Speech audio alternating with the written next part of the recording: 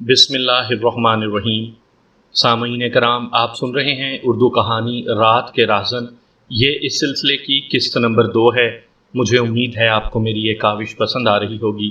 آپ نے اگر ابھی تک میرا چینل مائی وائس سبسکرائب نہیں کیا تو ابھی سبسکرائب کر کے بیل نوٹیفیکیشن آن کر لیجئے تاکہ آنے والی ہر نئی کہانی کی اطلاع بر وقت آپ تک پہنچ سکے۔ او بے وقوف، میں نے اس کو کہا، تم یہ بھی نہیں سمجھے کہ فاطمہ نے تمہارے ہاتھوں اپنا کام کروا لیا ہے۔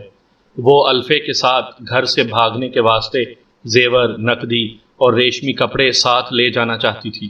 اس نے یہ مال تم سے نکلوایا، تم اس کے ہاتھوں میں کھیلتے رہے اور نقب لگوا کر مال نکلوایا۔ اب پکڑے تم جاؤ گے۔ اس کو میں نے پہلے ہی ایک صدمہ پہنچایا تھا، اب دوسری چوٹ ماری تو وہ تڑپنے لگا۔ وہ جرم قبول کرنے سے انکار کر رہا تھا۔ میری بات سمجھنے کی کوشش کرو مشتاق، میں نے کہا، تم بڑے خطرناک چکر میں آ گئے ہو۔ خاندانی آدمی ہو، میں تم کو اس چکر سے نکالنا چاہتا ہوں۔ سارا معاملہ میرے ہاتھ میں ہے، تم منہ سے کہو اور مال دے دو۔ میں کسی کو پتہ نہیں چلنے دوں گا کہ مال تم نے برآمد کروایا ہے۔ مجھ پر قتل کا الزام لگاؤ۔ وہ غصے میں اٹھ کھڑا ہوا اور سخت بے چینی اور غصے میں کہنے لگا، تم لوگوں میں خدا کا خوف ذرا بھی نہیں، دوسروں کی عزت کا بھی تم کو کوئی خیال نہیں۔ تھانے دار بن کر اپنے آپ کو خدا سمجھ لیتے ہو۔ میں دولت لٹانے والا آدمی ہوں اور تم مجھ پر ڈکیتی کا الزام لگا رہے ہو۔ میں فاطمہ کو روپیوں میں تول کر لا سکتا ہوں۔ وہ بولتا رہا اور اس کا غصہ زیادہ ہوتا گیا۔ میں خاموشی سے سنتا رہا۔ اٹھو اور مجھ کو حوالات میں بند کر دو، اس نے کہا۔ تفتیش کرتے رہو، جرم میرے خلاف ثابت ہو جائے تو پھانسی کی سزا دینا، اور اگر جرم الفے پر ثابت ہوتا ہے تو اس کو میرے حوالے کر دینا۔ میں نے اس کو ٹھنڈا کر لیا اور پھر اس کو فاطمہ اور الفے پر لے آیا۔ خدا کے واسطے آپ یہ مان جائیں کہ یہ واردات میں نے نہیں کی اور نہ ہی کروائی ہے، اس نے کہا۔ مجھ کو اب ایک بات سمجھ آتی ہے۔ خدا کو گواہ رکھ کر کہتا ہوں کہ فاطمہ کے ساتھ میرا تعلق بالکل پاک تھا۔ وہ کہتی تھی کہ میں نے تم کو اپنا خاوند قبول کر لیا ہے۔ میں نہیں مانتا تھا، کبھی کبھی وہ ناراض ہو جاتی تھی۔ مجھ کو اب سمجھ آ گئی ہے، الفے کے ساتھ اس کی شادی نہیں ہو سکتی تھی۔ کمین ذات کو اتنی اونچی ذات کے امیر کبیر خاندان کی لڑکی نہیں مل سکتی تھی۔ فاطمہ نے شاید یہ سوچا تھا کہ وہ مجھ کو اپنا خاوند بنائے گی اور تعلق الفے کے ساتھ قائم رکھے گی۔ میں دونوں کو زندہ نہیں چھوڑوں گا۔ اس کے ساتھ بہت باتیں ہوئیں، میں اس کی ذہنی حالت دیکھ رہا تھا۔ مجھ کو صاف نظر آ رہا تھا کہ یہ ان دونوں کو قتل کر دے گا۔ یہ تو بعد کی بات تھی، میرا مسئلہ کچھ اور تھا۔ میں نے یہ محسوس کر لیا تھا کہ اس واردات کے ساتھ مشتاق کا کوئی تعلق نہیں۔ کسی جرم کے اصل مجرم بھی انکار ہی کیا کرتے ہیں، اور بعض مجرم مار کھا کھا کر بے ہوش ہو جاتے ہیں لیکن ہوش میں آ کر انکار پر ہی قائم رہتے ہیں۔ پھر بھی پتہ لگ جاتا ہے کہ یہ شخص مجرم ہے۔ مشتاق کی جو حالت ہو گئی تھی اس سے معلوم ہوتا تھا کہ یہ واردات اس نے نہیں کروائی، پھر بھی میں نے اس کو شامل تفتیش رکھا۔ فاطمہ کا باپ اور بھائی اور اس کے 2-3 رشتہ دار تھانے میں آئے ہوئے تھے۔ میں نے فاطمہ کے باپ کو اندر بلا لیا اور اس کو کہا کہ وہ اپنی بیٹی کو، جس کا نام فاطمہ ہے، تھانے میں لے کر آئے۔ اس شخص نے مجھ کو حیران ہو کر دیکھا، جیسے میں نے اس کو گالی دے دی ہو۔ اس نے مجھ سے وجہ پوچھی کہ اس کی بیٹی کو کیوں بلایا جا رہا ہے۔ تفتیش کے واسطے جناب، میں نے کہا، آپ جا کر اپنی بیٹی کو لے آئیں۔ انسپکٹر صاحب، اس نے کہا، یہ تو بڑی بے عزتی کی بات ہے۔ میں تفتیش روک کر اپنی بے عزتی نہیں کروانا چاہتا۔ میں نے کہا، چودھری جی، کیا آپ اپنی بیٹی کو نہیں جانتے؟ لیکن اس کا اس واردات کے ساتھ کیا تعلق ہو سکتا ہے؟ اس نے پوچھا۔ وہی تعلق ہو سکتا ہے جو اس کا الفے اور مشتاق کے ساتھ ہے، میں نے کہا۔ اور چودھری صاحب، میرا دماغ اور زیادہ خراب نہ کریں، میں جو کہتا ہوں وہ کریں، فوراً یہاں سے چلے جائیں۔ وہ سر جھکائے ہوئے باہر نکل گیا اور 5-7 منٹ بعد 4-5 آدمیوں کو ساتھ لے کر پھر میرے کمرے میں آ گیا۔ میں نے ان کو بات کرنے کا موقع نہ دیا اور ڈانٹ کر باہر نکال دیا۔ وہ میری حکم عدولی نہیں کر سکتے تھے۔ فاطمہ کے آنے تک میں 2-3 مخبروں سے مختلف اشخاص کی رپورٹیں لیتا رہا۔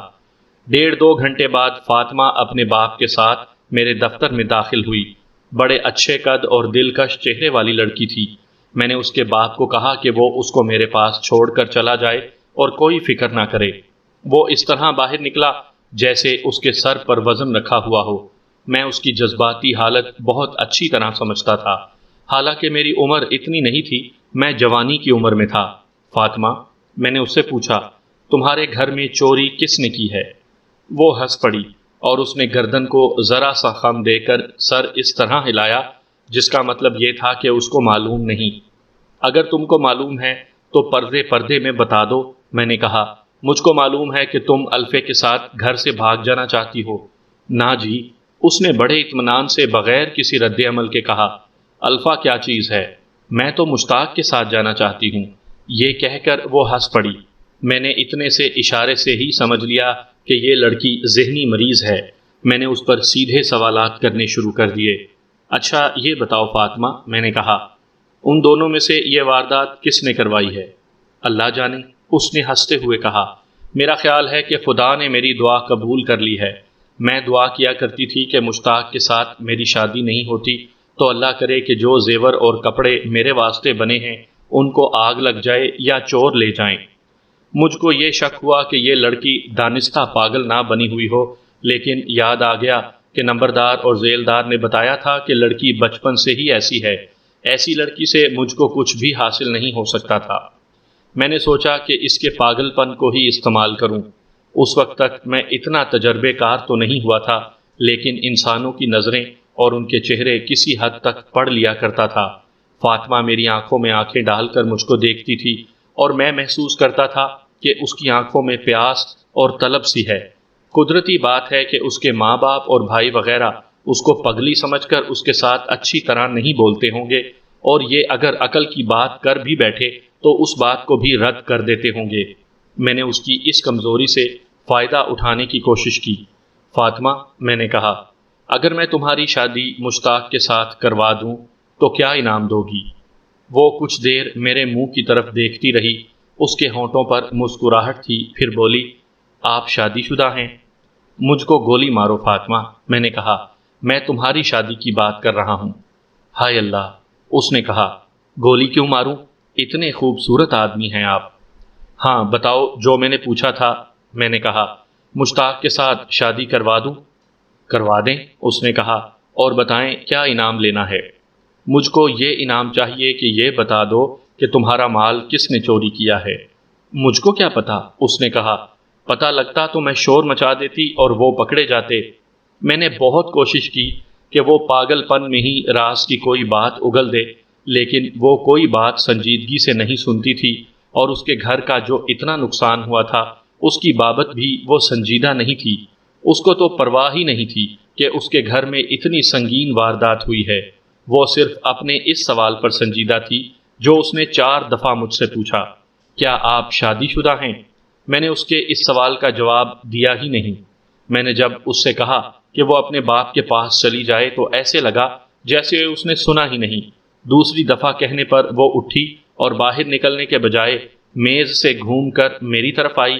اس نے میرے سر پر ہاتھ رکھا۔ میں سر سے ننگا تھا، ذرا دیر میرے سر پر ہاتھ پھیرتی رہی۔ میں نے اس کو منع نہ کیا، میں اس کے ذہن کی حالت کو جانتا تھا۔ میں اٹھا اور اس کا بازو پکڑ کر آرام آرام سے اس کو دروازے کی طرف لے چلا۔ دروازے میں جا کر اس کو پھر کہا کہ وہ اپنے باپ کے پاس چلی جائے۔ اس نے مجھ کو پیاسی سی نظروں سے دیکھا اور اس طرح چل پڑی جیسے وہ جانا نہیں چاہتی تھی۔ میں اس سوچ میں پڑ گیا کہ لڑکی ذہنی لحاظ سے بالکل ٹھیک نہیں، کہیں ایسا نہ ہو کہ اس نے اسی پاگل پن میں اپنے کسی چاہنے والے کے واسطے گھر بھیدی کا کام کر دکھایا ہو۔ اس وقت میرے پاس قتل کی 2 اور ڈکیتی کی 3 وارداتوں کی تفتیش تھی۔ ASI کے پاس بھی بہت کام تھا۔ میں نے نقب زنی کی ان وارداتوں کی تفتیش اپنے جونیئر سب انسپیکٹر کے حوالے کر دی۔ وہ ہندو راجپوت تھا، تفتیش اور سراغ رسانی بڑی محنت سے کیا کرتا تھا، کھاتا بہت تھا، مقتول کے گھر سے بھی وصول کر لیا کرتا تھا۔ اس نے اسی روز تفتیش شروع کر دی۔ تقریباً 1 مہینہ گزر گیا، ملزموں کا کوئی سراغ نہ ملا۔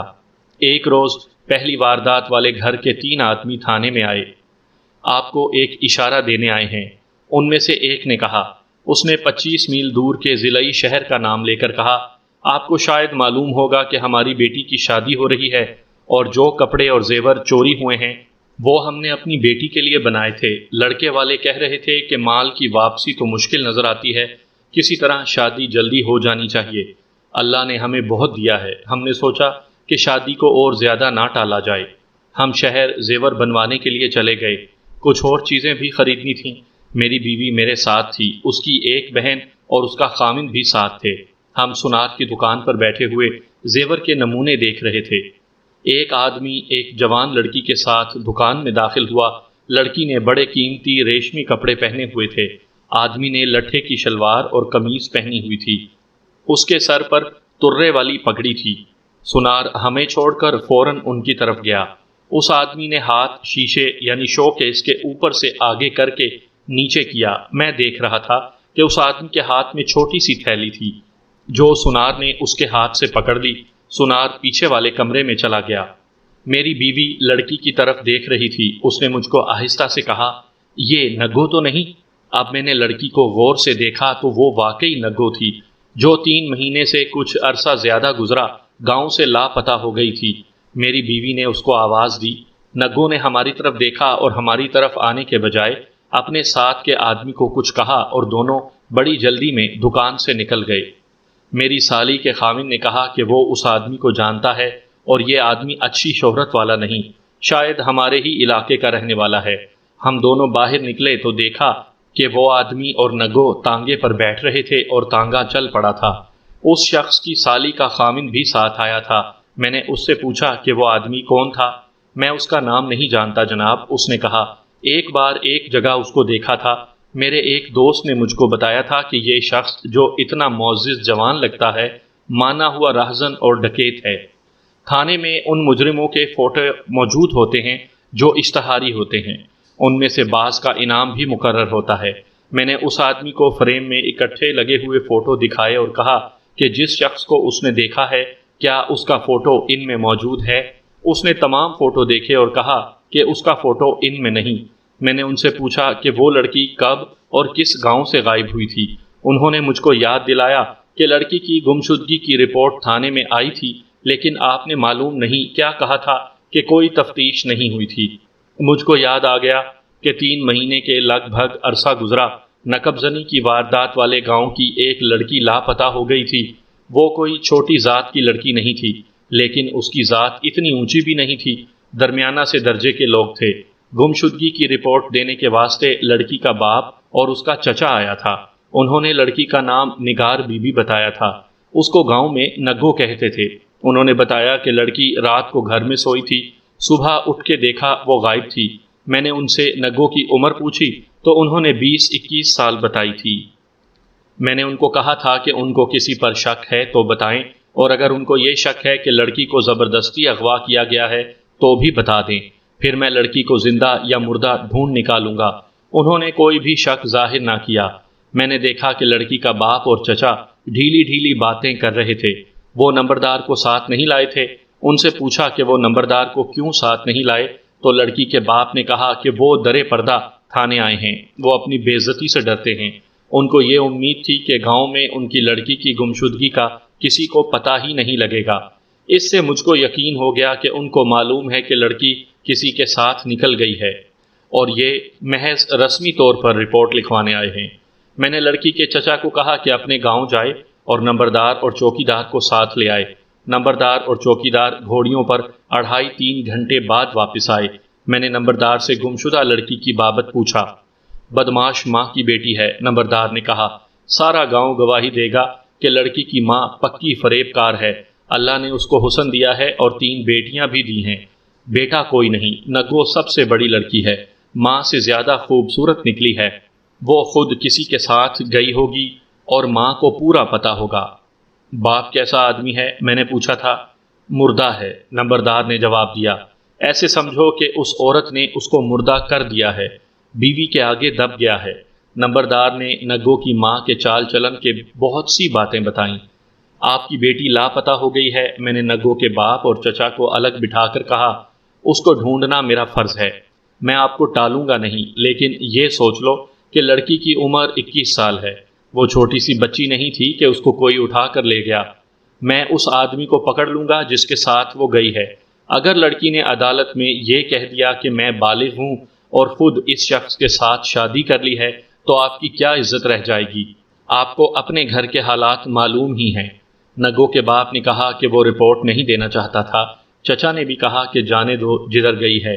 میں نے ان کو پھر بھی کہا کہ وہ کہتے ہیں تو میں رپورٹ لکھ کر تفتیش شروع کر دوں گا، لیکن وہ میری بات سمجھ گئے تھے۔ پھر وہ چلے گئے۔ اب 3 مہینوں بعد میں نگوں کا نام سن رہا تھا۔ لاپتہ ہونے کے 3 ماہ بعد نگوں کا کہیں نظر آنا میری دلچسپی کا واقعہ نہیں تھا۔ میرے کان یہ سن کر کھڑے ہوئے کہ نگوں کے ساتھ جو آدمی تھا اس کی شہرت اچھی نہیں تھی۔ دوسری بات یہ کہ اس آدمی نے سونار کو ہاتھ نیچے کر کے یعنی دوسروں سے چوری ایک گتھی دی جو سونار لے کر پچھلے کمرے میں چلا گیا۔ تیسری بات یہ کہ نگوں نے اپنے گاؤں کے 2 آدمیوں اور 2 عورتوں کو دیکھا تو وہ گھبرا گئی۔ پھر اس نے اپنے ساتھ کے آدمی سے کچھ کہا اور وہ دونوں بڑی تیزی سے باہر نکل گئے۔ اور چوتھی بات یہ کہ کسی نے کہا تھا کہ یہ آدمی کتنا معزز لگتا ہے لیکن راہزن اور ڈکیت ہے۔ اگر وہ تھیلی مشکوک نہ ہوتی تو وہ آدمی اس طرح چھپا کر سونار کو کیوں دیتا؟ میرے ذہن میں یہ شک بیٹھ گیا کہ اس گتھی میں یعنی اس تھیلی میں چوری کا مال زیور ہی ہو سکتا ہے، لیکن یہ تو نہیں ہو سکتا تھا کہ یہ نقب زنی کی ان وارداتوں کا زیور ہو۔ یہ جو 2 آدمی یہ خبر لائے تھے انہوں نے میرے ذہن میں ایک اور شک اس طرح ڈال دیا کہ ان کی عورتیں کہتی تھیں کہ نگوں نے جو کپڑے پہنے ہوئے تھے وہ ان کی بیٹی کے معلوم ہوتے تھے۔ یہ خاص قسم کے کپڑے کا جوڑا تھا۔ اس زمانے میں سوتی کپڑا عام استعمال ہوتا تھا۔ روپے پیسے والے لوگوں کی عورتیں ریشمی کپڑے خاص موقعوں پر پہنتی تھیں۔ میں دیہات کی بات کر رہا ہوں۔ آج کل تو کیا امیر کیا غریب کیٹی اور نائلون وغیرہ کے کپڑے پہنتے ہیں۔ اس زمانے میں سوتی کپڑا نہایت اچھا ہوتا تھا۔ دیہات میں جہیز میں زیادہ جوڑے اچھی قسم کے کاٹن کے رکھے جاتے تھے۔ میں نے آپ کو بتایا ہے کہ جن گھروں میں نقب لگی تھی وہ امیر لوگوں کے گھر تھے۔ وہ باہر کے ریشم کے قیمتی کپڑے خرید سکتے تھے۔ میں نے ان سے تفصیلات پوچھی تو مجھ کو ضرورت محسوس ہوئی کہ ان کی عورتوں کے ساتھ گفتگو کی جائے۔ میں نے ان کو کہا کہ وہ اپنی دونوں عورتوں کو ساتھ تھانے میں لے کر آئیں۔ ان کے آنے تک میں نے بذریعہ ٹیلی فون علاقہ ڈی ایس پی کے ساتھ بات کر لی کہ مجھ کو شاید ضلع کے شہر میں ایک سونار کی دکان کی تلاشی اور سونار کو شامل تفتیش کرنے کے واسطے جانا پڑے۔ میں نے ان کو ساری بات سنائی۔ اس کام کی تھوڑی سی کاغذی کاروائی ہونی تھی۔ وہ انگریزوں کا زمانہ تھا، سرخ فیتے کا رواج نہیں تھا۔ دفتری کاروائیاں تیزی سے ہوتی تھیں۔ نقب زنی، ڈکیتی اور قتل جیسی سنگین وارداتوں کی تفتیش میں دفتری اور کاغذی کاروائیوں کو رکاوٹ نہیں بننے دیا جاتا تھا۔ سامعین کرام، آپ سن رہے ہیں محبوب عالم کی بیان کردہ ایک تفتیشی کہانی۔ دفتری اور کاغذی کاروائیوں کے ساتھ آپ کو دلچسپی نہیں ہونی چاہیے۔ میں آپ کو دلچسپ واقعہ سنا رہا ہوں۔ وہ عورتیں آئیں تو میں نے دونوں کو اکٹھے بٹھا لیا۔ آپ جانتے ہوں گے کہ عورت کو بڑی گہری نظروں سے دیکھا کرتی ہے۔ عورتیں سب سے پہلے ایک دوسرے کے کپڑے پھر پہنا ہوا زیور دیکھتی ہیں۔ اس کے بعد وہ یہ دیکھتی ہیں کہ یہ ہے کون اور وہ کون ہے۔ میں نے ان دونوں عورتوں سے نہایت چھوٹی چھوٹی اور بہت ہی باریک باتیں پوچھیں۔ وہ جوں میرے سوالات کے جواب دیتی جا رہی تھیں۔ میرے ذہن میں شکوک پختہ ہوتے جا رہے تھے اور میری سراغ رسانی والی رگ پھڑکنے لگی تھی۔ میں آپ کو سارے سوال اور ان کے جواب نہیں سناؤں گا۔ ان سے میں نے جو معلومات حاصل کی وہ یہ تھیں کہ انہوں نے نگوں کا چہرہ بعد میں دیکھا تھا۔ وہ اس کو شہر کی لڑکی بلکہ ہندوؤں کی لڑکی سمجھی تھیں۔ جب چہرہ دیکھا تو وہ نگوں جیسا تھا۔ اس کا رنگ پہلے سے زیادہ گورا تھا۔ گاؤں میں معمولی سے کپڑے پہنا کرتی اور اس کے چہرے پر یہ رونق نہیں ہوا کرتی تھی۔ غور سے دیکھا تو وہ نگوں ہی نکلی۔ اس نے جو کپڑے پہنے ہوئے تھے وہ ان عورتوں کو اپنے یا ان جیسے لگے۔ انہوں نے دوپٹہ خاص طور پر پہچانا۔ اس پر انہوں نے میرے تھانے والے قصبے کے ایک کاریگر سے کڑھائی کروائی تھی۔ ایسی ہی انہوں نے 2-3 اور نشانیاں بتائیں۔ میں ایسا اناڑی تو نہیں تھا کہ کپڑوں کی نشانیوں پر ہی چل پڑتا۔ کپڑا جو بازار میں آتا ہے وہ کتنا ہی مہنگا کیوں نہ ہو، پیسے والے لوگ خریدتے اور پہنتے ہیں۔ اس طرح ایک کپڑا کئی لوگوں کے جسموں پر نظر آتا ہے۔ البتہ دوپٹے کی کڑھائی پر غور کیا جا سکتا تھا۔ مجھ کو خیال آ گیا کہ نگوں نے گھر بھیدی کا کام نہ کیا ہو۔ کیا نگوں تمہارے گھر آتی تھی؟ آتی تھی، ایک عورت نے جواب دیا۔ میری بیٹی کے پاس دیر تک بیٹھتی تھی۔ وہ تو ہر گھر میں جاتی تھی، دوسری عورت نے کہا۔ ہنسنے کھیلنے اور خوش رہنے اور ہنسانے والی لڑکی تھی۔ کیا تم نے اس کو کبھی اپنی بیٹی کا زیور اور کپڑے وغیرہ دکھائے تھے؟ بالکل دکھائے تھے۔ لڑکی کی ماں نے جواب دیا۔ میری بیٹی نے ٹرنک کھول کر ایک ایک چیز دکھائی اور اس کے سامنے ٹرنک میں رکھی تھی۔ پھر دونوں لڑکیوں نے ٹرنک اٹھا کر ٹرنکوں پر رکھا تھا۔ یہ تو میں نے خود دیکھا تھا۔ نگو کیسی لڑکی ہے؟ ماں کی وجہ سے بدنام تھی، لڑکی کی ماں نے بتایا۔ اس کی ماں تو اب بھی مردوں کے ساتھ دوستیاں لگانے سے باز نہیں آتی۔ اس عورت کا وتیرہ یہ رہا ہے کہ بیٹی کے رشتے کا کسی کے ساتھ وعدہ کر کے اس کی جیب خالی کر لیتی ہے اور پھر اس کو جواب دے کر رشتے کا وعدہ کسی اور کے ساتھ کر دیتی ہے۔ وہ خود بھی اور اس کی بیٹیاں بھی خوبصورت ہیں، اس وجہ سے مرد اس کے جال میں آ جاتے ہیں۔ نگو کا چال چلن کیسا تھا؟ گاؤں میں لوگ باتیں تو بہت کرتے ہیں لیکن اپنی ماں کی طرح خراب نہیں تھی، لڑکی کی خالہ نے جواب دیا۔ میرے بیٹے پر اس نے جادو چلا لیا تھا، لڑکی کی ماں نے کہا۔ میرا بیٹا کہتا تھا کہ نگو کے ساتھ ہی شادی کروں گا۔ میں نے تو اپنے پیر صاحب سے تعویذ لکھوا کر اپنے بیٹے کو پلائے تھے، ان کا یہ اثر ہوا کہ نگو کسی اور کے ساتھ بھاگ گئی۔ مجھ کو نگو کے چال چلن اور حسن کے ساتھ کوئی دلچسپی نہیں تھی، میں صرف یہ دیکھ رہا تھا کہ وہ گھر بھیدی بنی ہوگی یا نہیں۔ کبھی تو مجھ کو یہ خیال آتا کہ میں ہوا میں ہاتھ پاؤں مار رہا ہوں، لیکن یہ بات کہ اس آدمی نے سونار کو چوری چھپے تھیلی دی تھی مجھ کو مجبور کرتی تھی کہ سونار کو شامل تفتیش کیا جائے۔ میں نے اگلی صبح کی گاڑی سے شہر جانے کا انتظام کر لیا۔ میرے ساتھ اپنے 2 کانسٹیبل تھے اور ایک ہیڈ کانسٹیبل۔ جس لڑکی کے گھر نقب لگی تھی اس کے باپ کو اور اس کی سالی کے خاوند کو رہنمائی کے واسطے ساتھ لے لیا۔ میں پہلی گاڑی سے نکل گیا اور جب اس شہر پہنچ کر سونار کی دکان تک گئے تو دکان کھل چکی تھی۔ ایک تھانے دار اور 2 کانسٹیبلوں کو دیکھ کر دکاندار کا رنگ بدل گیا۔ مجھ کو بتایا گیا کہ اس آدمی نے اس شخص کو تھیلی دی تھی۔ یہ بڑی دکان تھی، آج کل کی جیولری کی دکانوں کی طرح اس کا شیشوں والا کاؤنٹر تھا۔ سونار کی تو زبان ہی بند ہو گئی تھی۔ گھبرائیں نہیں لالا جی، میں نے اس کو کہا، وہ ہندو تھا۔ آپ چھوٹا سا ایک کام کر دیں، کل ایک آدمی ایک خوبصورت لڑکی کے ساتھ آیا تھا، وہ آپ کو ایک تھیلی، چھوٹی سی ایک تھیلی دے گیا تھا۔ آپ وہ تھیلی مجھ کو دے دیں، لیکن میں تھیلی خالی نہیں لوں گا۔ نہیں انسپکٹر صاحب، اس نے کہا، مجھ کو کوئی تھیلی نہیں دے گیا، آپ کو شاید… لالا جی، میں نے اس کو آگے بولنے نہ دیا۔ کیا آپ کو معلوم ہے کہ پولیس کسی مکان یا دکان کی تلاشی کس طرح لیا کرتی ہے؟ میں جب تلاشی لے رہا ہوں گا تو سارا بازار تماشا دیکھنے آ جائے گا۔ ایک ڈکیت کے ساتھ گرفتار ہو جانا چاہتے ہو؟ میں اور زیادہ مہلت نہیں دوں گا۔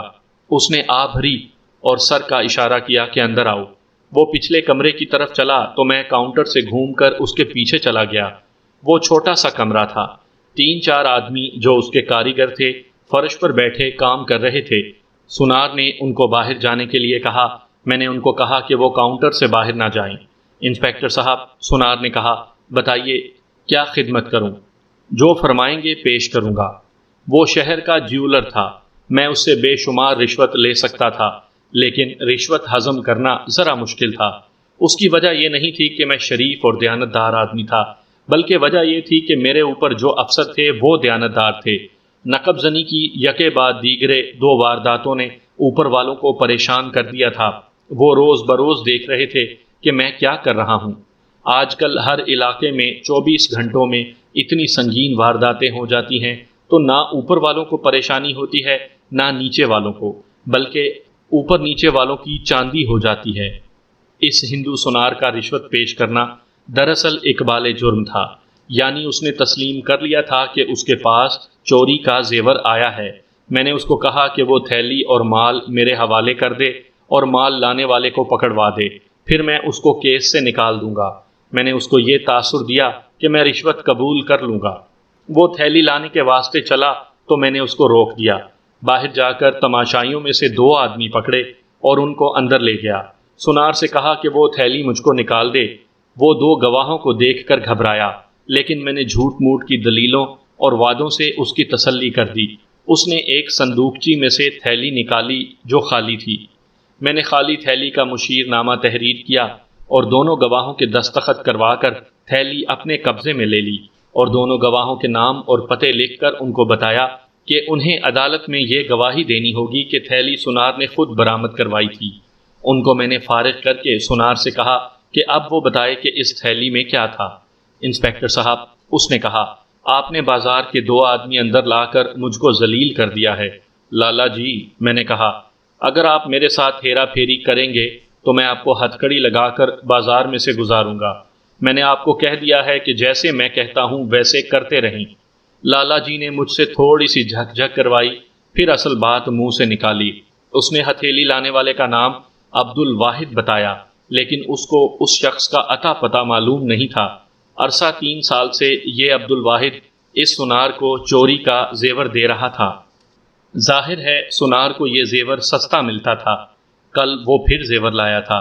سونار نے مجھ کو بیان دیتے ہوئے کہا، میرے پاس گاہک بیٹھے ہوئے تھے، عبد الواحد کے ساتھ ایک لڑکی تھی۔ گاہکوں نے شاید عبد الواحد کو پہچان لیا تھا۔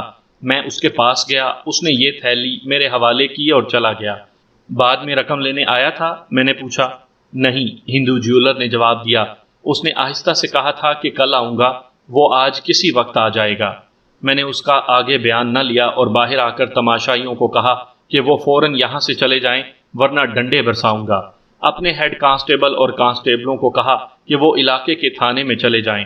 اپنے ساتھ جن 2 آدمیوں کو میں لایا تھا ان کو بھی ہیڈ کانسٹیبل کے ساتھ بھیج دیا۔ دکان میں سونار کا ایک بیٹا بھی آ گیا تھا۔ پتہ لگا کہ وہ بھی باپ کے ساتھ دکان پر رہتا تھا۔ میں نے اس کو کہا کہ وہ دکان میں موجود رہے اور کوئی گاہک آئے تو باپ کو اندر سے بلا لے۔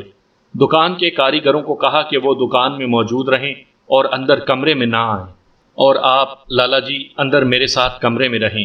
میں نے سونار کو کہا، کسی گاہک کے آنے پر آپ کا بیٹا آپ کو بلائے گا تو آپ باہر نکلیں، بھاگنے کی نہ سوچ لینا لالا جی۔ دکان بمائے مال بحق سرکار ضبط ہو جائے گی۔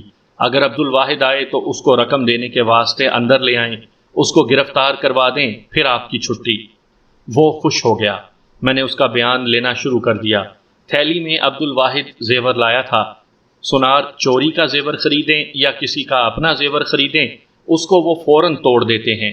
یہ زیور چوری کا تھا، اس وجہ سے اس سونار نے اس کو توڑ کر پگھلا دیا تھا۔ میں نے یہ زیور جو اب صرف سونا تھا برآمد کرنا تھا۔ عبد الواحد کی بابت وہ اور کچھ بھی نہیں جانتا تھا۔ میں سونار کے ساتھ سوال جواب میں لگا رہا اور سوچتا رہا کہ میرا یہ پھندہ کامیاب ہوگا یا نہیں، اور کیا یہ زیور نقب زنی کی وارداتوں والا ہوگا یا کسی اور واردات کا۔ 3 گھنٹے گزر گئے۔ اس دوران 4 گاہک آئے۔ سونار بیٹے کو بلانے پر باہر گیا اور واپس آ گیا۔ آخر ایک اور گاہک کی اطلاع ملی۔ سونار باہر گیا اور مجھ کو دکان سے آوازیں سنائی دیں، آؤ عبد الواحد بھائی، یہ سونار کی آواز تھی، اندر آ جاؤ، کل تم آئے اور گئے، بہت جلدی تھی لالا، یہ عبد الواحد کی آواز ہو سکتی تھی۔ کمرے کا دروازہ کھلا، پہلے لالا اندر آیا، اس کے پیچھے ایک دراز قد آدمی تھا، لباس اور ڈیل ڈول سے معزز دیہاتی لگتا تھا۔ مجھ کو دیکھ کر وہ جھجکا اور اس نے دروازے کی طرف دیکھا۔ وہ بھاگ نکلنے کا راستہ دیکھ رہا تھا۔ میں بڑی تیزی سے دروازے میں کھڑا ہو گیا۔ یہ کیا لالا؟ اس نے سونار سے پوچھا۔ سونار نے کچھ نہ کہا۔ ایسا وقت بھی آ جاتا ہے عبد الواحد، میں نے کہا، لالا جی کے بیان ہو چکے ہیں، میں تمہارے انتظار میں بیٹھا تھا۔ جانے دو جی، عبد الواحد نے مجھ کو کہا، بات کرو اور ابھی وصولی کرو۔ میں وصولی کے واسطے آیا ہوں، ساری رقم رکھ لو۔ میں نے ہتھ کڑی اپنے پاس رکھ لی تھی۔ عبد الواحد ہتھ کڑی نہیں لگوا رہا تھا، وہ منتیں کرتا اور رشوت پیش کرتا تھا۔ سونار نے بھی اس کا ساتھ دینا شروع کر دیا۔ میں نے آخر ہتھ کڑی لگا دی۔ دکاندار کے نوکر کو تھانے بھیجا کہ میرے تمام آدمیوں کو دکان میں لے آئے۔ لالا جی، میں نے کہا، اب زیور برآمد کروا دو۔ میں نے پھر 2 آدمی بلائے اور سونار نے پگھلے ہوئے زیور کا ایک ٹکڑا برآمد کروا دیا۔ اتنے میں میرے آدمی آ گئے۔ سونار نے ہنگامہ تو اس وقت برپا کیا جب میں اس کو ہتھ کڑی لگانے لگا۔ وہ ہتھ کڑی کے بغیر تھانے جانا چاہتا تھا، لیکن ہتھ کڑی ضروری تھی جو میں نے اس کو لگوا دی۔ دونوں کو شہر کے اس علاقے کے تھانے میں لے گئے اور کاغذوں کا پیٹ بھر کر اور ضابطے کی کارروائیاں کر کے دونوں ملزموں کو میں بذریعہ ریل گاڑی اپنے قصبے میں لے آیا۔ میں نے یہ کیس اپنے جونیئر سب انسپیکٹر کو دیا ہوا تھا، لیکن کیس ایسے سٹیج پر پہنچ چکا تھا کہ میں نے اس کو اپنے ہی ہاتھ میں رکھنا بہتر خیال کیا۔ سونار مجھ کو بیان دے چکا تھا کہ عبد الواحد 3 برسوں سے چوری کا زیور اس کے ہاں بیچ رہا تھا۔ میں نے تفصیل پوچھی تو سونار نے بتایا تھا کہ کبھی وہ 1-2 انگوٹھیاں، کبھی جھمکوں کی 1-2 جوڑیاں اور کبھی ذرا زیادہ زیور لاتا تھا۔ سونار نے یہ بھی بتایا تھا کہ اس دفعہ وہ زیادہ زیور لایا تھا اور اس نے اس کی تفصیل بھی مجھ کو لکھا دی تھی۔ وہ زیادہ تر انگوٹھیاں ہی لایا کرتا تھا۔ اس سے میں نے یہ رائے قائم کی کہ یہ شخص راہزن ہے، جو راستہ روک کر اکیلے وکیلے آدمی کی انگوٹھی یا عورت ساتھ ہو تو اس کا تھوڑا سا زیور جو اس نے پہنا ہوا ہوتا ہے اتروا لیتا ہے۔ اگر یہ نامی گرامی ڈاکو ہوتا تو میں اس سے ضرور واقف ہوتا۔ میں نے اس کو الگ اپنے پاس بٹھا لیا۔ دیکھو عبد الواحد، میں نے اس کو کہا، تمہارے سامنے یہی ایک راستہ ہے کہ جرم کا اقبال کر لو۔